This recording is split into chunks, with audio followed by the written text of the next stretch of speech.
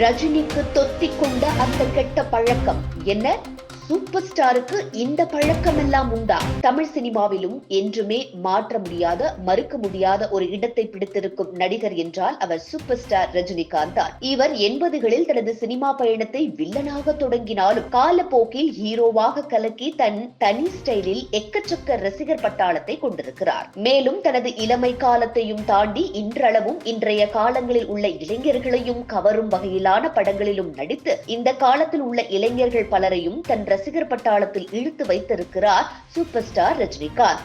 அப்படிப்பட்ட ஒரு ஈர்ப்பு விசையையும் தனி ஸ்டைலையும் தனக்கே கொண்டிருக்கிறவர் தான் சூப்பர் ஸ்டார் ரஜினிகாந்த் என்றால் அது மிகையாகாது. இவர் குறித்து எந்த சினிமா நடிகரிடமும் சினிமா பிரபலங்களிடமும் கேட்டாலும் அவர்கள் சூப்பர் ஸ்டாரை சந்தித்த முதல் அனுபவம், சூப்பர் ஸ்டாரிடம் தனக்கு கிடைத்த மறக்க முடியாத அனுபவத்தை பகிர்ந்து கொள்வார்கள். அவை ஒவ்வொன்றை கேட்கும் பொழுது சூப்பர் ஸ்டாரின் மதிப்பும் அவர் மீது வைத்திருக்கும் மரியாதையும் அதிகரித்துக் கொண்டேதான் செல்லும். இந்த நிலையில் தமிழ் சினிமாவின் முக்கிய திரை பிரபலமான கிரேசி மோகனின் சகோதரர் மாது பாலாஜி சமீபத்தில் அளித்த பேட்டி ஒன்றில் சூப்பர் ஸ்டார் குறித்து சுவாரஸ்யமான தகவல் ஒன்றை பகிர்ந்திருக்கிறார். அதாவது, ஒரு முறை தனது சகோதரர் மோகனுக்கு லேண்ட்லைனில் போன் வந்தது. உடனே என் சகோதரர் போனை எடுத்து பேசும்போது ரஜினி பேசுகிறேன் என்று கூறியுள்ளார். ஆனால் மோகன் ரஜினிகாந்த் பேசுகிறார் என்பதை நம்பாமல் சும்மா விளையாடாதீங்க என்று மிரட்டியுள்ளார். அதே மாதிரி தங்களுடைய பசங்க எல்லாம் இது போன்ற மோகனை கிண்டல் செய்வார்கள்.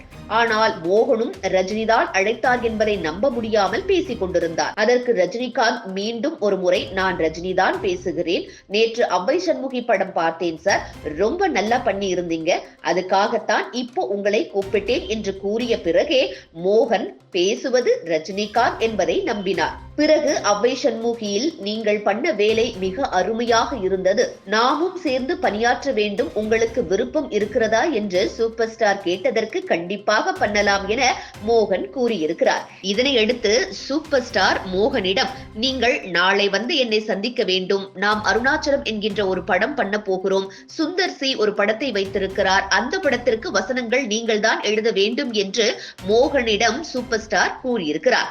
அப்போது மோகன், சார் ஒரே ஒரு ரெக்வெஸ்ட், நான் கமலஹாசன் அவர்களிடம் கேட்டுவிட்டு அனுமதி பெற்ற பிறகுதான் இந்த படத்திற்கு வேலை செய்வேன் என மோகன் சூப்பர் ஸ்டாரிடம் கேட்கிறார்.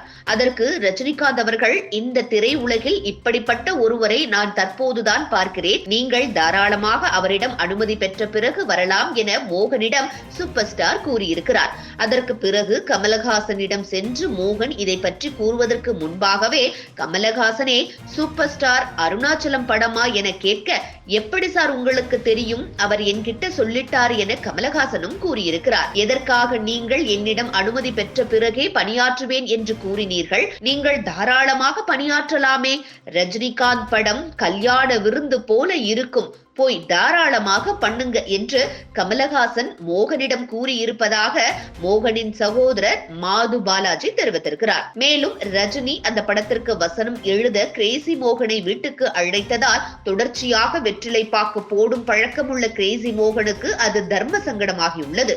ஏனெனில் ரஜினி வீடு இவ்வளோ சுத்தமாக இருக்கிறதே, அங்கு எப்படி வெற்றிலை பாக்கு போட்டு துப்புவது என அதற்காகவே ரஜினியும் கிரேசி மோகனுக்கு படம் முடியும் வரை கம்பெனி கொடுக்கும் வகையில் அருணாச்சலம் படம் முடியும் வரை வெற்றிலை பாக்கு புகையிலை போடும் பழக்கத்தை வைத்துள்ளார் என மாது பாலாஜி உண்மையை போட்டு உடைத்திருக்கிறார். இந்த தகவல் இணையங்களில் தற்போது தீயாக பரவி வருகிறது. இதுபோன்ற முக்கிய நிகழ்வுகள், அரசியல் தகவல்களை ஆழமாக மாறுபட்ட கோணத்திலும் அறிந்து கொள்ள மறக்காமல் பாரத் மெயில் 24 பக்கத்தை பின்பற்றிக் கொள்ளுங்கள். உங்கள் ஒவ்வொரு ஆதரவும் இதுபோன்ற பல நிகழ்வுகளின் பின்னணியை அறிய உதவும்.